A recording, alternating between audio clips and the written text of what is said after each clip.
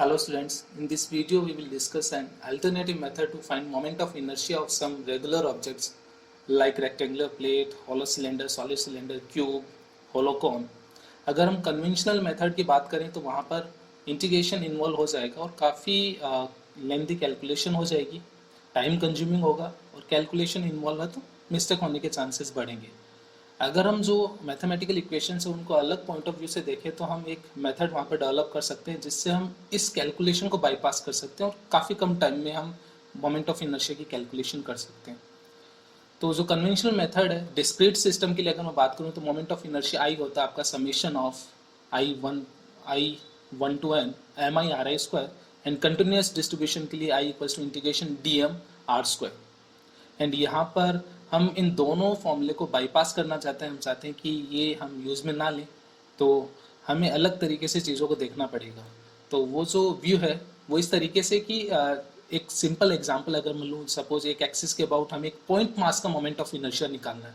ये जो point mass है इसकी डिस्टेंस एक्सिस से r है एंड यहाँ पर इसका जो मोमेंट ऑफ इनर्शिया होगा वो mr² होगा। r एक्सिस से परपेंडिकुलर डिस्टेंस है और अगर आप इस पॉइंट मास को एक्सिस के पैरेलल ऊपर शिफ्ट कर देते हो, जैसे सेकंड डायग्राम में हमने यहाँ पर देखा, अगर आपने थोड़ा सा ऊपर शिफ्ट कर दिए तो परपेंडिकुलर डिस्टेंस चेंज नहीं हुई है, तो मैं बोल सकता हूँ कि जो मोमेंट ऑफ इनर्शिया वो वही रहेगा क्योंकि मास वही है और डिस्टेंस वही है, तो मोमेंट ऑफ इनर्शिया वही रहेगा, वो डिस्टर्ब नहीं होगा। सिमिलरली आप थर्ड डायग्राम में देख सकते हो, अगर हम थोड़ा नीचे से शिफ्ट करें तो नीचे शिफ्ट करने पर भी अगर आप पैरेलली शिफ्ट कर रहे हो तो परपेंडिकुलर डिस्टेंस चेंज नहीं हो रही है तो मैं बोल सकता हूँ मोमेंट ऑफ इनर्शिया वही रहेगा।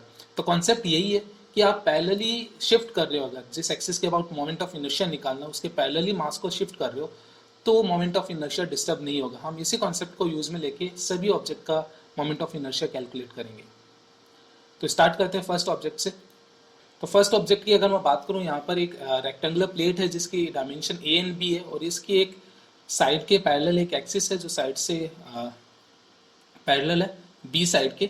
तो हमें अगर इसका मोमेंट ऑफ इनर्शिया निकालना और हमें कैलकुलेशन नहीं करनी है तो हम ऐसा कर सकते हैं कि इस प्लेट को एक्सिस के पैरेलल ही आप कंप्रेस कर दीजिए, एक्सिस के पैरेलल इसे कंप्रेस कर दीजिए। जैसे हम इसे एक्सिस के पैरेलल कंप्रेस करेंगे तो कोई भी पॉइंट मास अगर आप देखोगे तो उसकी एक्सिस से परपेंडिकुलर डिस्टेंस चेंज नहीं होगी, this means moment of inertia change नहीं होगा।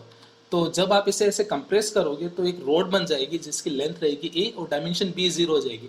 डेफिनेटली मास वही रहेगा, डेंसिटी ऑब्वियसली चेंज हो जाएगी, बढ़ेगी, लेकिन मोमेंट ऑफ इनर्शिया चेंज नहीं होगा। तो यहाँ पर हम ये कंक्लूड कर सकते हैं कि जो मोमेंट ऑफ इनर्शिया शीट का होगा वही मोमेंट ऑफ इनर्शिया इस रोड का होगा। क्यों? क्योंकि किसी भी पॉइंट मास की एक्सिस से परपेंडिकुलर डिस्टेंस चेंज नहीं हुई है। तो शीट का जो मोमेंट ऑफ इनर्शिया होगा वो रोड के मोमेंट ऑफ इनर्शिया के इक्वल होगा। रोड का स्टैंडर्ड फॉर्मूला हमें याद है ml²/3, तो यहाँ पर अपना आंसर आ जाएगा ma²/3 क्योंकि जो रोड की लेंथ है वो a है। सिमिलरली अगर आप एक्सिस चेंज करना चाह रहे हो, जैसे मैंने एक्सिस ए के पैरेलल ले लिया यहाँ पर, अब अगर हम मोमेंट ऑफ इनर्शिया कैलकुलेट करना चाह रहे हो तो आप एक्सिस के अलोंग इस टाइप से इसे कंप्रेस कर दीजिए। तो इस टाइप से अगर कंप्रेस करेंगे तो यहाँ पर जो ए डायमेंशन है वो टेंडिंग टू 0 हो जाएगी एंड एक रोड बन जाएगी जिसकी लेंथ एल होगी, जो हमें यहाँ पर क्लियरली विजुलाइज हो रहा है। तो इस रोड का जो मोमेंट ऑफ इनर्शिया होगा इस एक्सिस के अबाउट वही शीट का होगा। तो यहाँ पर जो शीट का मोमेंट ऑफ इनर्शिया होगा वो mb²/3। हमने कोई कैलकुलेशन नहीं की, बस सिंपल ऑब्जर्वेशन से हमने इसे किया। इसी ऑब्जर्वेशन को लेते हुए हम आगे ऑब्जेक्ट कवर कर सकते हैं, जैसे आपका होलो सिलेंडर है। होलो सिलेंडर की अगर मैं बात करूं तो अगेन हम एक्सिस के अलोंग इसे कंप्रेस कर सकते हैं। जैसे हम एक्सिस के अलोंग इसे कंप्रेस करेंगे तो हमें एक रिंग मिल जाएगी और ये जो रिंग है इस रिंग का मास m और रेडियस r है। इसका इसके एक्सिस के अबाउट मोमेंट ऑफ इनर्शिया होता है mr²। तो डेफिनेटली यही मोमेंट ऑफ इनर्शिया आपका होलो सिलेंडर का होगा, mr²।